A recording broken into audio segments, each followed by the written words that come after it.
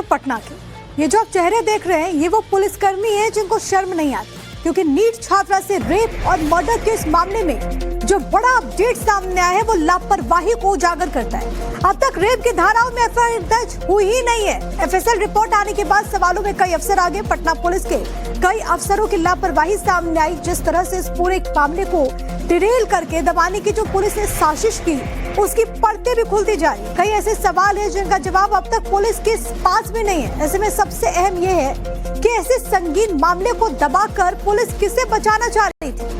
ये कई सारे सवाल हैं, क्योंकि आप सोचिए कि लड़की के माता पिता लगातार कह रहे थे कि कुछ गलत हुआ है, लेकिन बावजूद इसके रेप की धाराओं में एफआईआर दर्ज हुई ही नहीं। एफएसएल की रिपोर्ट सामने आई जिसमें कई बातें उजागर हुई और उसके बाद एक बड़ी लापरवाही भी नजर आती है। सवाल कई सारे कि आखिरकार ऐसे अफसरों पर कब कार्रवाई करते हुए नजदीक पेश करने की कोशिश की जाएगी। हालांकि थाना इंचार्ज को जरूर सस्पेंड कर दिया गया, लेकिन सबसे बड़ी बात है कि पटना पुलिस क्या ऐसे काम करती है ऐसे केसेस में। तो नीट छात्रा की मौत मामले में बड़ी लापरवाही सामने आई है। करते हैं पटना के।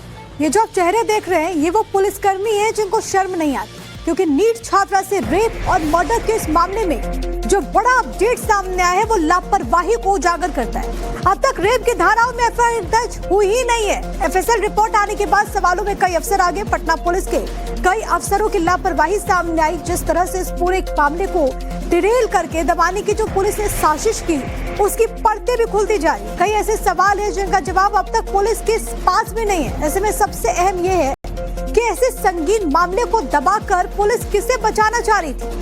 ये कई सारे सवाल हैं, क्योंकि आप सोचिए कि लड़की के माता पिता लगातार कह रहे थे कि कुछ गलत हुआ है, लेकिन बावजूद इसके रेप की धाराओं में एफआईआर दर्ज हुई ही नहीं। एफएसएल की रिपोर्ट सामने आई जिसमें कई बातें उजागर हुई और उसके बाद एक बड़ी लापरवाही भी नजर आती है।